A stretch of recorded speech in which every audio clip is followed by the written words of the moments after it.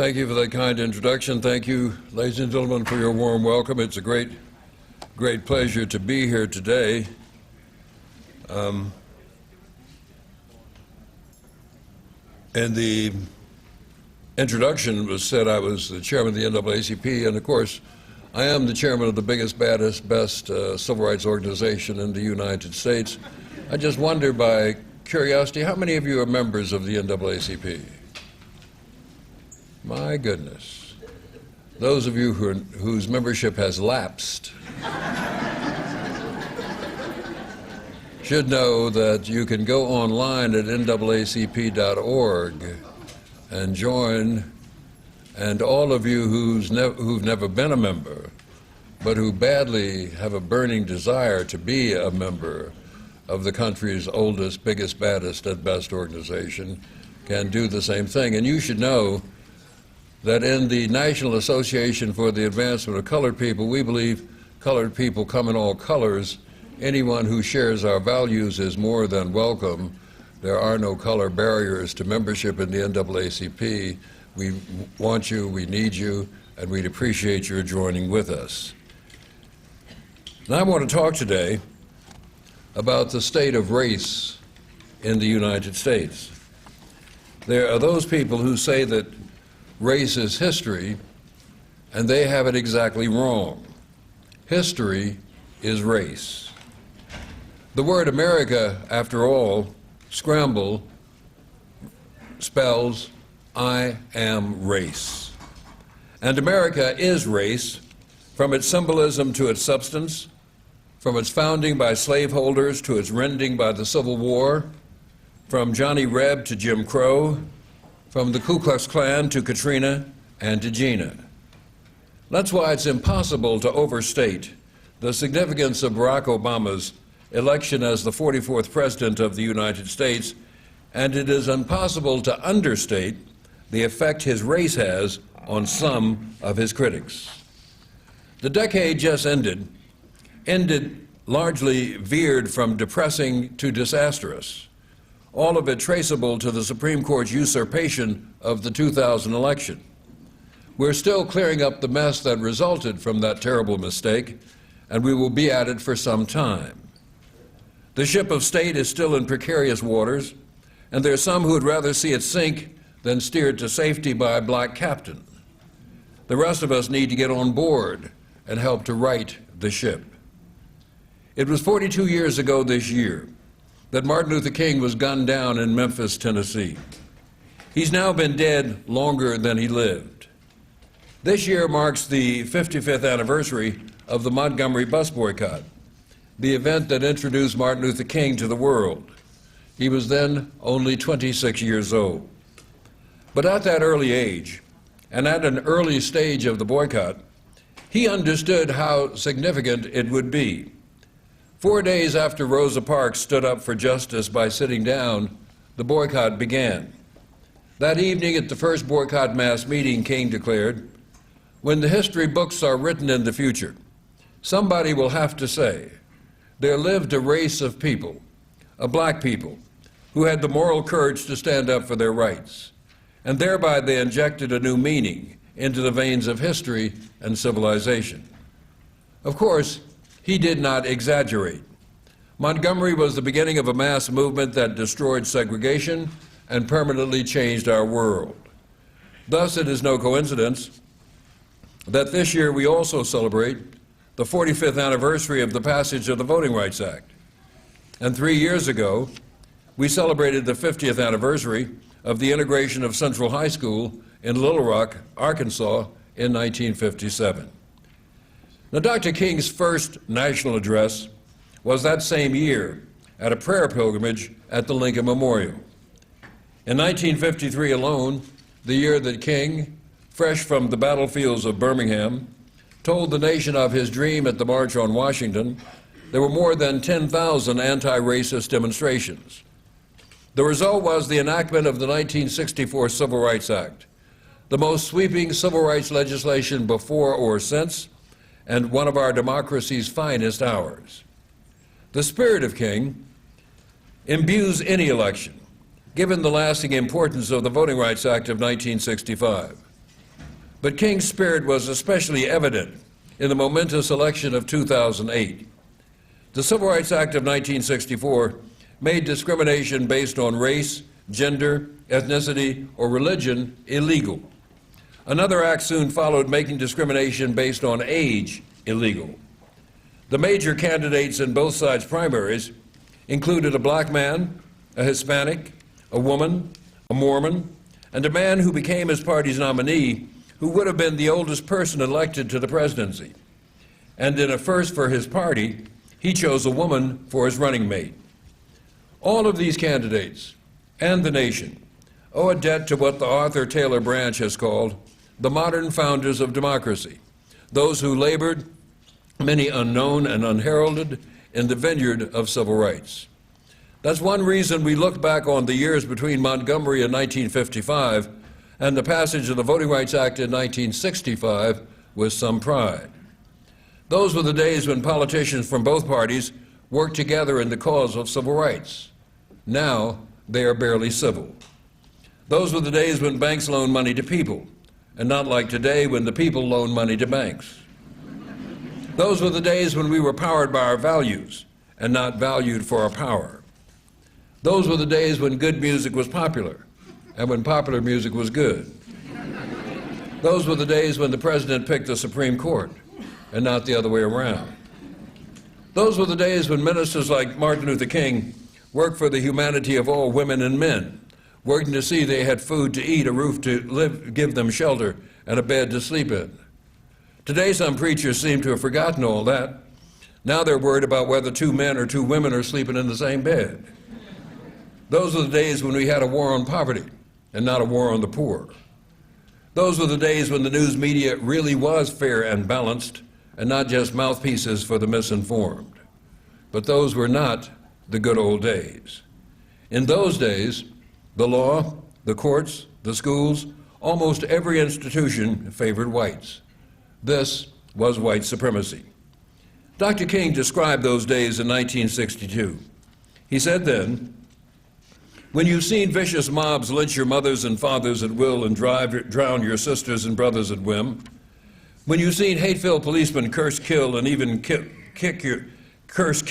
kill your black brothers and sisters, when you see the vast majority of your 20 million Negro brothers smothering in an airtight cage of poverty in the midst of an affluent society, when you suddenly find your tongue twisted and your speech stammering as you seek to explain to your 6-year-old daughter why she can't go to the public amusement park that's just been advertised on television, when you see tears welling up in her eyes when she's told Funtown is closed to colored children, and see ominous clouds of inferiority beginning to form in her little mental sky, when you see her beginning to distort her personality by developing an unconscious bitterness toward white people, when you have to concoct an answer for a 5-year-old son who's asking, "Daddy, why do white people treat colored people so mean?"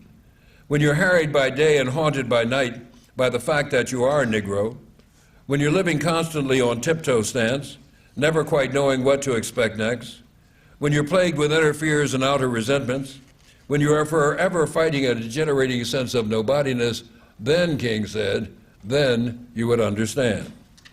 And you would understand then that most Southern blacks could not vote. Most attended inadequate segregated schools if they went at all, and many only for a few months each year. Most could not hope to gain an education beyond high school. Most worked as farmers or semi-skilled laborers. Few owned the land they farmed or even the homes in which they lived. When the Supreme Court announced in May of 1955, in the second of 2 Brown decisions, that the white South could make hay slowly in dismantling segregated schools, I was 1 year older than Emmett Till. His death 3 months after the second Brown decision was much more immediate to me than the court's pronouncements had been. We were nearly the same age when he was murdered in Money, Mississippi, for whistling at a white woman. His death terrified me. But in the fall of 1957, a group of black teenagers encouraged me to put that fear aside. These young people, the 9 young women and men who integrated Little Rock Central High School, set a high standard for grace and courage under fire as they dared the mobs who surrounded their school. Here, I thought, this is what I hope I can be, if ever the chance comes my way. The chance to test and prove myself did come my way in 1960, as it came to thousands of other black high school and college students across the South. First through the sit-ins, then in freedom rides, then in voter registration and political organizing drives in the rural South, we joined an old movement against white supremacy that had deep, strong roots. King was the most famous, the best known of all the modern movement's personalities. But we should remember this was a people's movement. It produced leaders of its own. It relied not on the noted but on the nameless, not on the famous but on the faceless. It didn't wait for commands from afar to begin a campaign against injustice. It saw wrong and acted against it. It saw evil and it brought it down. Brown v. Board of Education was that movement's greatest legal victory. It changed the legal status of black Americans and, ironically, made challenges to the established movement's narrow reliance on legal action more possible. I believe in an integrated America, integrated jobs, homes, and schools. I believe in it enough to have spent most of my life in its elusive pursuit. I think it a legal, moral, political imperative for America, a matter of elemental justice, simple right, waged against historic wrong. It's foolhardy to argue that because Barack Obama won the presidency, we can now dismantle the civil rights protections and organizations that made his victory possible. Would anyone have made the same argument after World War II, that because the United States won the war, we could now dismantle the Army, the Navy, and the Marines? We are such a young nation so recently removed from slavery that only my father's generation stands between Julian Bond and human bondage. Like many others, I am the grandson of a slave. My grandfather, James Bond, was born in 1963 in Kentucky. Freedom didn't come for him until the 13th Amendment was ratified in 1865. He and his mother were property like a horse or a chair. As a young girl, she'd been given away as a wedding present to a new bride. And when that bride became pregnant, her husband, that's my great-grandmother's owner and master, exercised his right to take his wife slave as his mistress. That union produced 2 children, one of them my grandfather. At age 15, barely able to read and write, he hitched his tuition, a steer, to a rope, and walked 100 miles across Kentucky to Berea College, and the college took him in. My grandfather belonged to a transcendent generation of black Americans, a generation born in slavery, freed by the Civil War, determined to make their way as free women and men. Dr. King belonged to another transcendent generation of black Americans, a generation born in segregation, freed from racism's restraints by their own efforts, equally determined to make their way as free women and men. When my grandfather graduated from Berea in 1892, the college asked him to deliver the commencement address. And he said then, "The pessimist from his corner looks out on the world of wickedness and sin, and blinded by all that is good and hopeful in the condition and the progress of the human race, bewails the present state of affairs and predicts woeful things for the future. In every cloud he beholds a destructive storm, in every flash of lightning an omen of evil, in every shadow that falls across his path a lurking foe. But he forgets that the clouds also bring life and hope, that the lightning purifies the atmosphere, that shadow and darkness prepare for sunshine and growth, and that hardships and adversity nerve the race as the individuals for greater efforts and grander victories. While we are now poised for greater efforts and grander victories, we're still being tested by hardships and adversity. We've been rocked by an economy where, one writer said, middle-class taxpayers cover billionaires' bets. We've avoided another Great Depression. Instead, we've suffered a greed recession. The rich have been sitting at the banquet table. The rest of us have been on the menu. So the gap has grown between the haves, the have-mores, and the have-nots. Between 1996 and 2006, CEO pay rose by 45%, while worker pay rose a mere 7%. The top 300,000 Americans collectively now have almost as much income as the bottom 150 million Americans. The top 20% of earners take over half of the national income, while the bottom 20% get just 3.4%. It was Plutarch who warned, an imbalance between the rich and poor is the oldest and most fatal ailment of all republics. The decade just ended was the worst for the U.S. economy in modern times. There was no net job creation, None.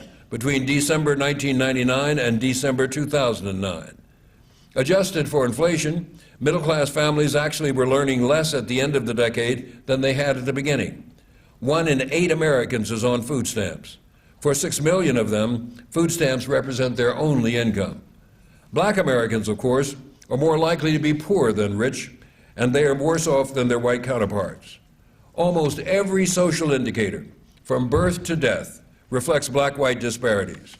Infant mortality rates are 146% higher for blacks, chances of imprisonment 447% higher, rates of death from homicide 521% higher, lack of health insurance 42% more likely, the proportion with a college degree 60% lower, and the average white American will live 5.5 years longer than the average black American.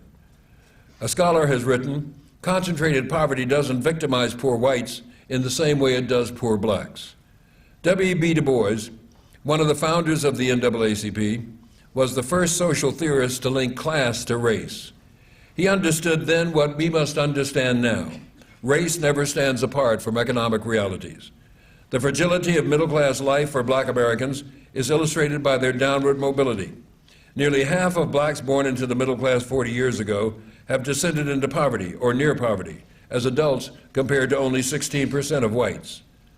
Home ownership rates for blacks, already low, have been sinking under the weight of the subprime mortgage crisis, which stands likely to be the largest loss of African American wealth that we've ever seen, wiping out a generation of home wealth building.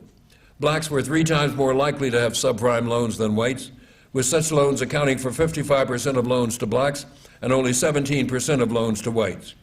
This has not happened by accident. There's evidence that minority neighborhoods were actually targeted, that lenders have gone after people whom they think are less sophisticated borrowers. That's why the NAACP has filed 2 lawsuits, alleging that lenders, including the nation's largest, have engaged in systematic discrimination against minorities. That's why this morning's newspaper here has an editorial calling for the City Council to pass a ban against payday lending. You know, this is an invitation to debt, an invitation to debt for all the rest of your life. And if you don't get in touch with your City Council members and tell them to follow this advice from the daily newspaper, I don't know what kind of advice the paper generally gives, but today they're right. You'd be doing your fellow citizens a great, great favor, and you'd be helping the legislature of this state to think again about having relaxed the controls on interest rates. Just as President Obama's victory didn't herald a post-civil rights America or mean that race had been vanquished, it could not and did not end structural inequality or racist attitudes. The Southern Poverty Law Center's intelligence report says the number of hate groups in the U.S. rose by 54% since 2000. We saw hate on display this summer in town halls and tea parties, subsidized by corporations and their well-funded fear machine across the country. Our politics have been poisoned by armed and paranoid self-described patriots, drawn from the Taliban wing of American politics, a true fright wing, once called birchers and now birthers, spreading lies and spreading myths. There's always been an anti-government impulse among some Americans. That's for me, tell them I'm busy.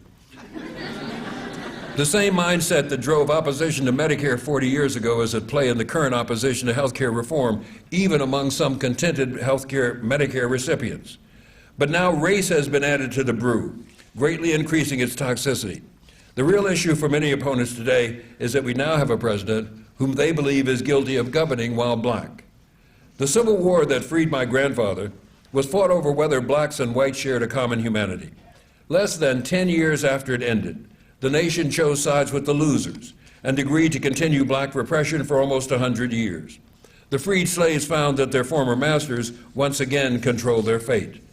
American slavery was a human horror of staggering dimensions, a true crime against humanity. The profits it produced endowed great fortunes and enriched generations, and its dreadful legacy embraces us all today. The late historian John Hope Franklin taught us, all whites benefited from American slavery.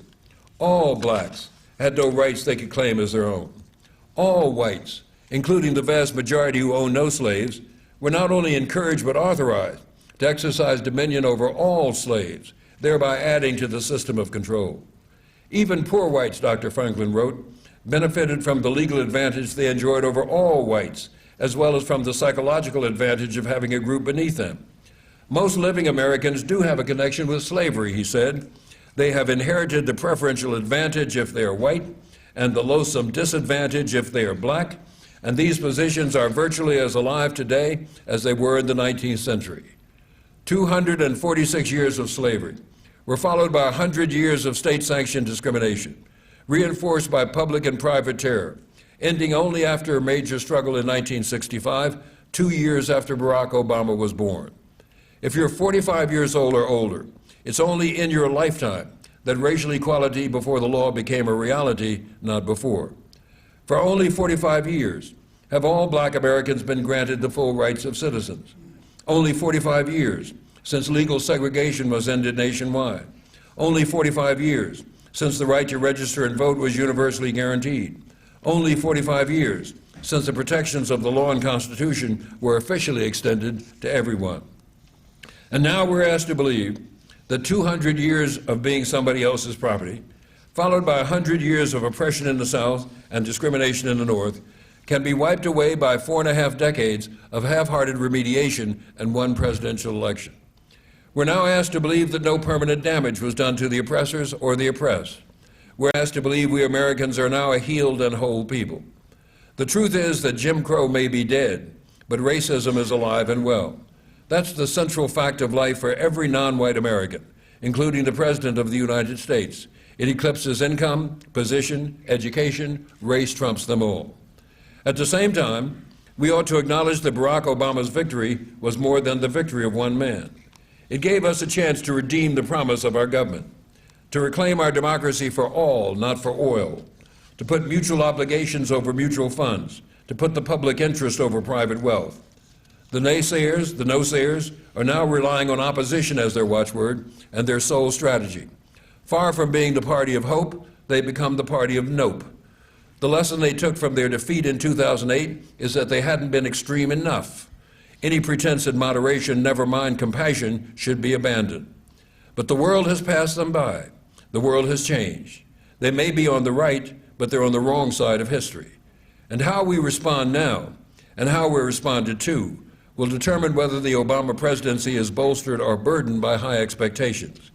He is paying a high price now for not solving the awful problems it took 8 years to produce in 1 year. There needs to be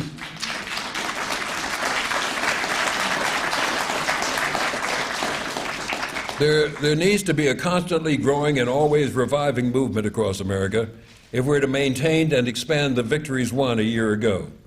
The ascent of new faces in high places may prove ephemeral if the change they promise is not constantly reinforced by independent outside agitation, ensuring that temporary change becomes permanent and the basis for more aggressive and progressive change in the future. This transformative moment in our history has everything to do with the work of the modern movement for civil rights and with the work the NAACP has waged for 100 years. It was fitting that Obama gave his acceptance speech as his party's nominee exactly 45 years to the day after King's I Have a Dream speech at the March on Washington. For his inaugural, he rode to Washington on a private railroad car built in the 1930s, when being a Pullman porter was the best job a black man could hope to have and the worst job on the train. He was sworn in front of the National Mall, which had been the site of a slave market. He took the oath standing on the steps of the Capitol, built by slaves who cut the timber, baked the bricks, and laid the stone for its foundation. He then moved into the White House, also built by slaves. And it was fitting he was sworn in almost 100 years after the founding of the NAACP. Just as he launched his candidacy for the presidency in the shadow of Abraham Lincoln, on the steps of the Illinois State Capitol in Springfield, so the NAACP issued a call to the nation on the 100th anniversary of Lincoln's birth in 1909. That call asked then, as we ask now, for all believers in democracy to join in the renewal of the struggle for civil and political liberty. When the NAACP wages the battle against inequity, we expand democracy for all. When we fought to end lynch mobs against African Americans, we ended mob violence against Catholics, lynching's next targets. When we fought for political inclusion, it paved the way for the inclusion of gays, women, the elderly, practitioners of all religions, members of all ethnic groups, and individuals with disabilities. At the local level, The NAACP is the triage center for communities in crisis. Our founders were multiracial and multi-faith, and our members and leaders fit that demographic today. Our victories sometimes took decades and were often dismissed as impossible and illusory by our critics. But always, we looked at America and we saw its promise. We must not forget that Martin Luther King stood before and with thousands, the people who made the mighty movement what it was. From Jamestown slave pens to Montgomery's boycotted buses, these ordinary women and men labored in obscurity. And from Montgomery forward, they provided the foot soldiers for the Freedom Army. They shared with King an abiding faith in America. They walked in dignity rather than ride in shame. They faced bombs in Birmingham and mobs in Mississippi. They sat down at lunch counters so others could stand up. They marched and they organized. Martin Luther King didn't march from Selma to Montgomery by himself. He didn't speak to an empty field at the March on Washington. There were thousands marching with him and before him, and thousands more who did the dirty work that preceded the triumphal march. The successful strategies of the modern movement were litigation, organization, mobilization, and coalition, all aimed at creating a national constituency for civil rights.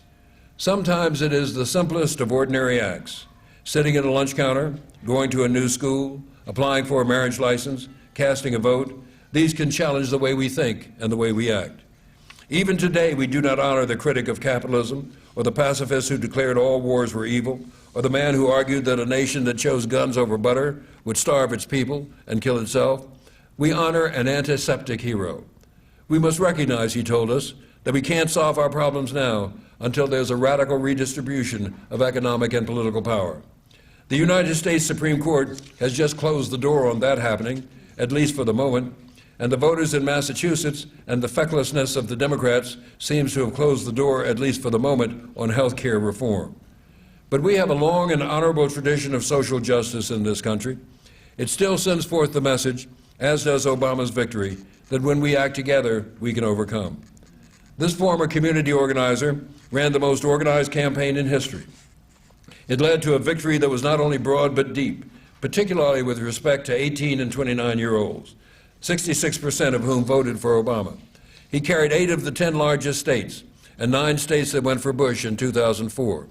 3 former Confederate states rejoined the Union, and our country rejoined the world community. Before last November 4th, we were a pariah state among nations. In the aftermath, we begun to reclaim some of the esteem in which America once was held. A recent poll of 20 nations showed Obama inspiring more confidence to do the right thing in world affairs than any other world leader. By contrast, a year earlier, President Bush was seen as the least trusted leader in the world. Shortly after that poll was taken, President Obama received the Nobel Peace Prize, an honor denounced only by the Taliban and the Republican Party.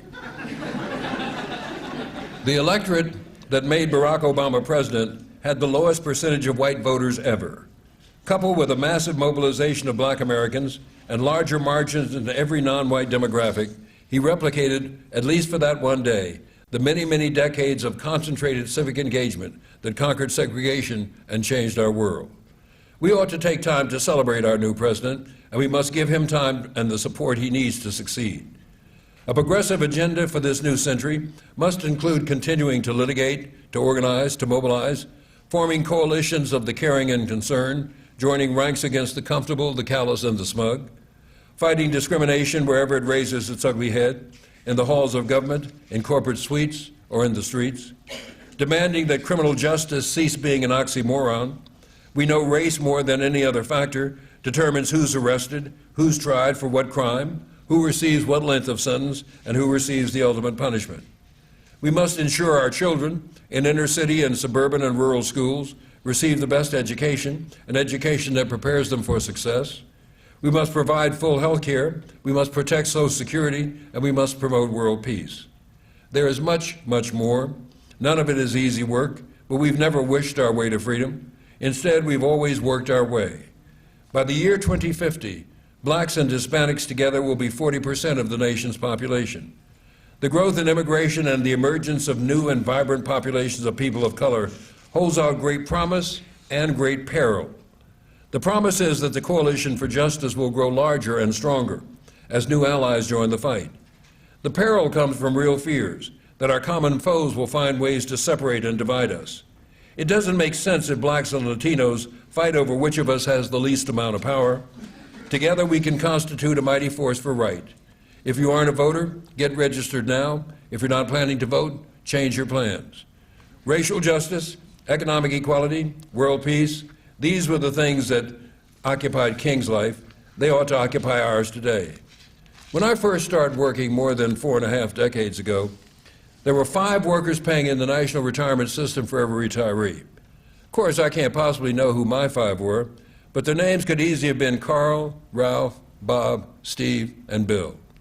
When I retire, there are only going to be 3 workers paying in the retirement system, and their names could easily be Tamika, Maria, and Jose.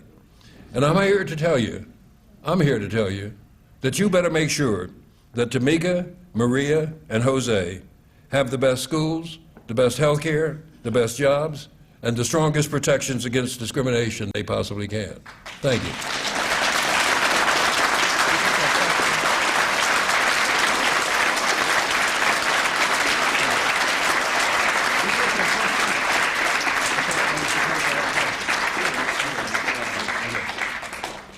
All right, I'm told this will be followed, or this is it, we're following now, by a question and answer period. And so if any of you have any questions, I'd be glad to answer them. Before the rush of questions begins, I want to set some limits on which kinds of questions will be acceptable and which kinds will not. Now, this is not an attempt to dodge any tough questions. Like your teachers, I can believe I can answer any question on any subject at any time, but there's some questions that just won't do. And these are questions asked by people who don't want to ask a question, but who want to make a speech. And there's only one speech scheduled for the auditorium today. And it's over. Now, you can tell these people, because they usually precede their question by, isn't it true that? Or, doesn't everybody know that? Or, isn't it a well-known fact that? Or, don't the best authorities agree? Well, if everybody knows it, if it's a well-known fact, if the best authorities agree, why bring it up here? Are there any questions? Yes, ma'am. What do you do to keep your hope alive? Well, I've always, in my life, been an optimistic person, and I attribute that to my parents, because I don't know where else I could have gotten it from. I've always thought that as dim as the picture may be, there's sunrise on the horizon, and I don't know if other people can adopt this just because I'm saying it, but it's the better way to be in life, I tell you. And so I've always looked on the bright side. I've always thought, no matter how dim the moment, that it's possible to do more. And I've always believed that if enough of us try to do more, we will do more. You know, if you look at the elections we held last year in Virginia and New Jersey, where Republicans won and Democrats lost, and then looked at the election in Massachusetts, where Republican won and Democrat lost, the heavy turnout that you saw in the 2008 election, with record numbers of young people, record numbers of people of color turned out to the polls, all of that was lost in those 3 elections. In those 3 elections, black people, young people, turned out at a lower rate than they had done in 2008. Now, that ought to be a lesson to all of us, that you can't just go to the polls and cast your votes when some exciting, charismatic candidate appears on the scene. There are all kinds of dull people who would make good politicians. So we ought to be able to examine whether or not they deserve our support too. And you really ought to be engaged in civic engagement is something all of us ought to do all of the time, and not just on some special occasions when we get excited about it. Because to the extent that we walk away from this process, then the struggles and sacrifices of others will have been for naught and will disappear. So I'm by nature a happy person, and for those of you who are by nature a sad person, I feel sorry for you. Not all at once, no.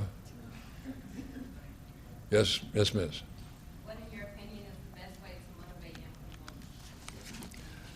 I'm not sure what the best way to motivate young people is. I don't think it's saying what my father used to say when I was your age. I don't think that's it. It didn't work with me then, and it didn't work with my own children, and I don't think it'd work with young people today.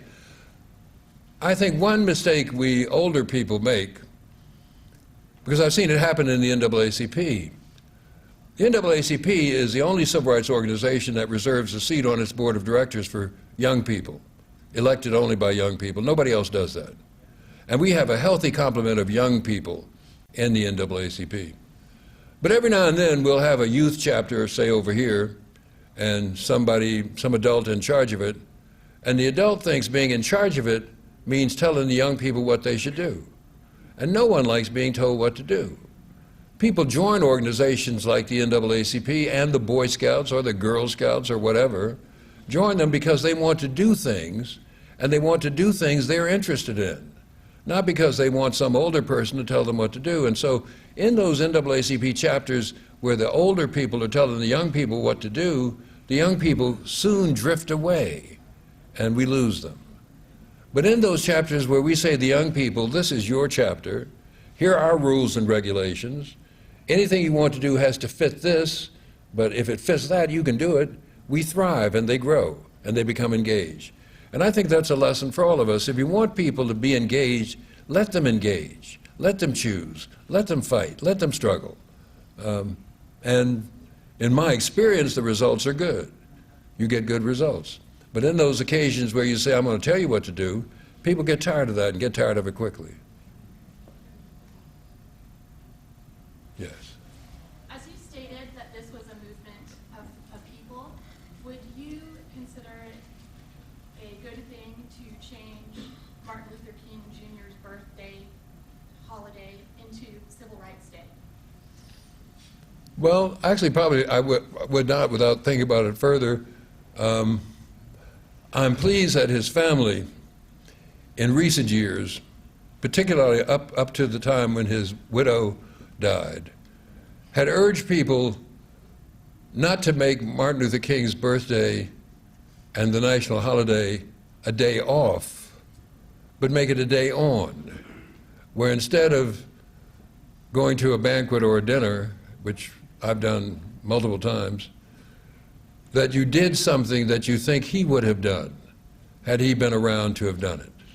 That you engage in some activity, hopefully not only on that day, but on several days of the week and months, weeks of the month and months of the year, to engage in the kind of activity you think he would involve in.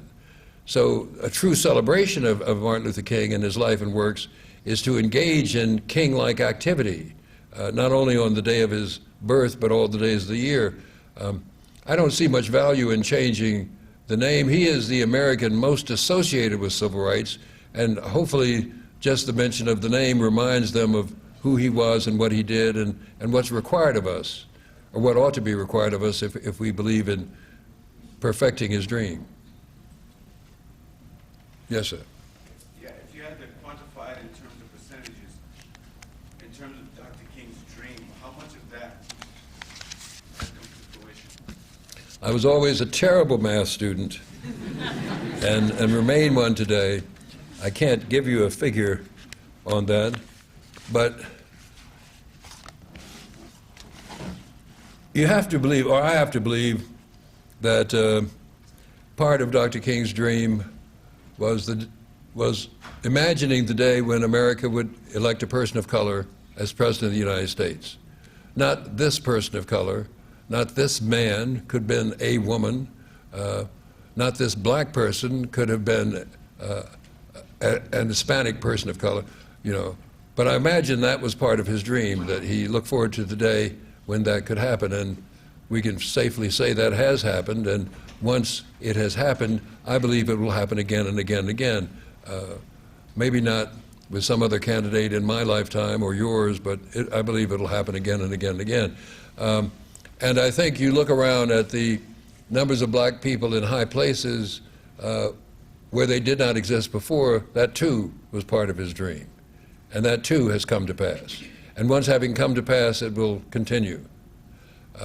I think he would be disappointed by some downward trends in employment, in education, that after such a hopeful period, immediately following his death, it's as if we reverse course and going in the opposite direction. So I think, and again, it's impossible to know, but I think there are things that he'd be extremely happy about going on today, and there are things he'd be extremely depressed about going on today. But I can't give a figure. Yes, sir. You mentioned 1955, World War II. One of the things I wanted to ask you is, do you think that President Truman's 1952 Declaration of Integration was the catalyst now to the Civil Rights Movement? I think it certainly was a catalyst. I wouldn't make it the catalyst. I think there are so many causative factors for all these things. It's difficult to say this is the thing.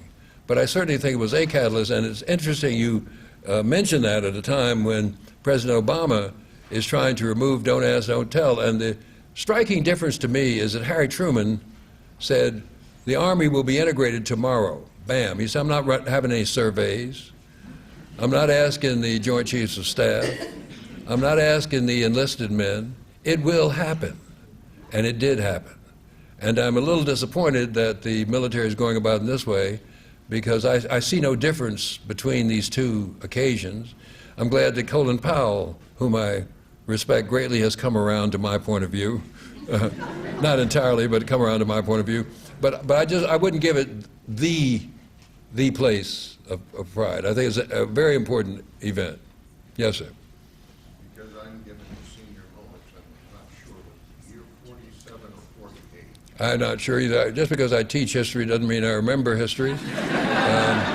And when I teach history, I have lecture notes. I'm sure you're right, and we're both of us wrong. And we have just one or two more. Yes, in the back there. Given our current economic crisis, given, as you say, we're a nation of have-mores, the haves, the have-nots, do you believe that in the 21st century, race will still dominate even economics, or do you think that economics will outweigh race as a key factor in our country going forward? You know, Du Bois said early in the 20th century that the problem of the 20th century would be the color line. And as the 20th century moved on, he modified that and added economic travail. And economic travail, but said race would be the problem of the 20th century, but economic travail would become a part of it. I think he was right to make this modification, and we are right to think about it in those ways there. And, you know, it's one of these cases where I don't want to say race is always going to be the most important thing, or economic status is always going to be the most important thing. I think they will always have an enormous effect on the life chances of ordinary people. And as long as that's true, we can't rest easy. We have to do all we can to make sure they do not have this effect. Yes, sir. One more question? Here you go. It better be good. This you're under pressure. No, go ahead. I noticed you mentioned the Republican Party in an unfavorable light in a few different instances. Do you believe the Republicans to be allies in the fight for civil rights, or to stand in the way in the fight for civil rights in the current political? Well, I know the Republicans were allies in the fight for civil rights. I know there was a time when we could depend on stalwarts of the Republican Party to do the right thing on votes in Congress on civil rights legislation. I know just a short while ago, a noted Republican, Senator Charles Mathias of Maryland, passed away. And in his memorial on yesterday, day before yesterday, Vice President Biden said, Mac Mathias didn't reach across the aisle. He didn't know there was an aisle. He just did the right thing. And I wish we had that kind of politician today. Unfortunately, we don't, for many, many reasons. And you know, when Johnson signed the Voting Rights Act in 1965, he turned to his aide and he said to Bill Moyers, and he said, Bill, we're giving the Republican Party to the South for a generation. By making it possible for black people to vote, we're giving the Republican Party to the South for a generation. And of course, he was absolutely true. The Republican Party used race to win office successfully. And, well, Anyway, I wish we had true bipartisanship and wish we had true diversity within our political parties. I'm not comfortable when I go into the voting booth and I feel as if my only choice is the Democratic Party. I'm not comfortable with that. I'd like to say, gee, what are these other people offering? But I know, at least in recent elections, they're not offering doodly squat. Not to me. And so why should I consider them? Now, you know, they think, at least they say they think, that Democratic bosses have been pushing the black people to do these things and making the black people do it. Of course, we're not fools. You know, if somebody's for you, you know they're for you. If somebody's against you, you know they're against you. You don't have to be told by somebody else. So I wish it were not so, but it is so, and it's a sad situation. Thank you all very much.